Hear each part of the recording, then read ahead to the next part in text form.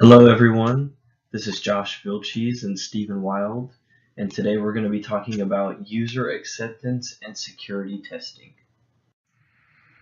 Hi, my name is Josh Vilchis, and today I'll be talking about user acceptance testing. So what is user acceptance testing? User acceptance testing is a level of software testing where a system is tested for acceptability. An important difference to note is that alpha testing is a form of internal acceptance to make sure that the product is acceptable from within the company standards. And then after this, it will go into beta testing, which is the chance to find out if the user acceptance criteria is satisfied. A popular example of these kinds of tests can easily be seen in video games. The most recent in my own life was the release of a Destiny 2 beta. In the beta, the user, me, was able to play through up to a certain point and experience things like the graphics, UI, battles, and a little bit of the storyline. Another beta-like test that is performed, while not explicitly stated, are clinical trials.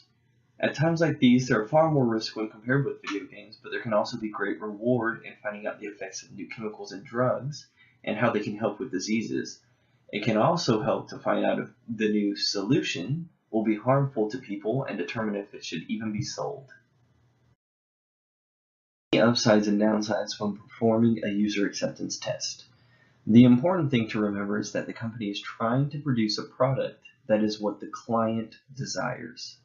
If the client wants to build something that floats on water and carries 100 people, but you build a raft that can carry 75, is that acceptable?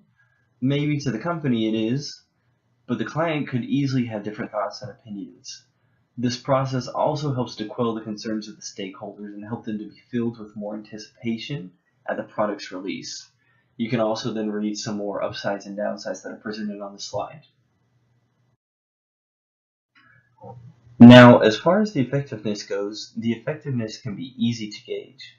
Once the alpha test is completed and the process for the beta test has been properly planned and implemented, you will have within your grasp the most important data of all: stakeholder feedback.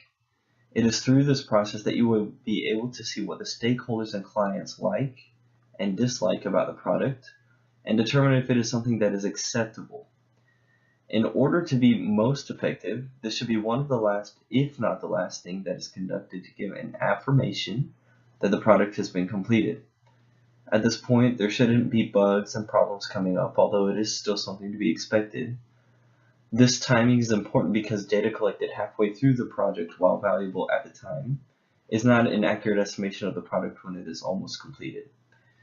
As this process is something that can also be costly, there must be a lot of thought put into it.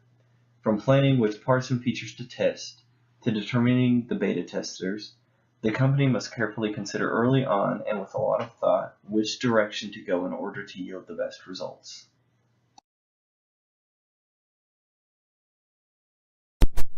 Security testing.